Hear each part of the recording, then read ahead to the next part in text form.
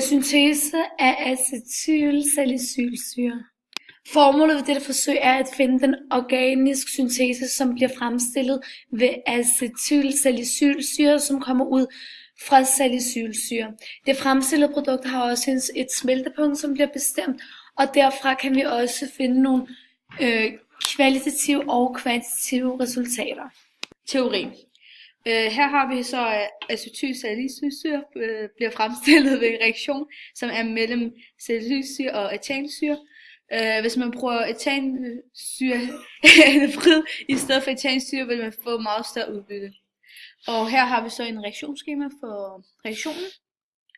Og stoffet acetylsalicylsyre er blevet forkortet til ASA, som er febernedsættende smertestillende stof, og har hermed en gunstig virkning på blodkredsløbet. Hvis man bruger det for meget, fører det til mavesår. Materiale. Her bruger vi så 10 ml måleglas, 250 ml konisk kolbe, vandbad i spadet, udstyr til sukkerfiltrering og smeltepunktsbestemmelse, varmeskab, etansyre, salicylsyre og svovlsyre. Smeltepunkt er så 134-136 grader, og molarmassen er så 180,160 molar. Så er der udførelse. Det vi gør, det er, at vi starter med at afmåle 10 ml etansyre anhydrid i et måleglas, og så blander vi det i en konisk kolbe med 5 gram salicylsyre. Derefter tilsætter vi 2 dråber koncentreret svovlsyre, og så putter vi den i en konisk kolbe i et varmt vandbad med 80 grader, og så hælder vi 100 ml vand i et bærglas og afkøler det i isvand. Og så hælder vi stille og roligt reaktionsblandingen i. Derefter tørres produktet i et varmeskab med 100 grader, og så vejer vi det og bestemmer produktets smeltepunkt. Efter forsøget så laver vi TLC. Og så er der resultater af databehandling.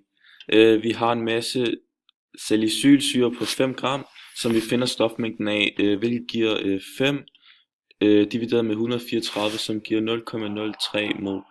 Herefter skal vi så finde massen af acetylsalicylsyre, som er resultatet af 0,03 gange 180,160 gram mol, som giver 6,719 gram. Funktion og fejlkilder. Nu har vi vores acetylsalicylsyre stående i et varmeskab i en dag, var der både smelter og fast stof, der sad udvendigt på varmeskabet. Det var kogt ud over varmeskabet. Vi havde her med en prøve, som havde et smeltepunkt på 110 grader, selvom vores smeltepunkt i virkeligheden skulle have været på 138 grader. Dette skyldes stoffets indhold, og det ikke er blevet omdannet rigtigt til acetylsalicylsyre. Med at stoffet ikke er blevet rigtig tørt, og derved er stoffet ikke rigtig begyndt at smelte eller koge ved de 110 grader, hvilket blandt andet er på grund af vandet. Forsøgets formål var at finde den organiske syntese, som blev fremstillet ved acetylsalicylsyre, som kommer ud fra salicylsyre. Det fremstillede produkt har også et smeltepunkt, som bliver bestemt, og derfra kan vi også finde nogle kvalitative og kvantitative resultater. Vi kan hermed konkludere, at forsøget ikke er blevet gennemført, da vi ikke fik fremstillet acetylsalicylsyre. Derimod vil vi mene, at vores produkt ikke har været nok tid i ovnen, men at de andres har været i varmeskabet i længere tid, og derfor var blevet kogt ud.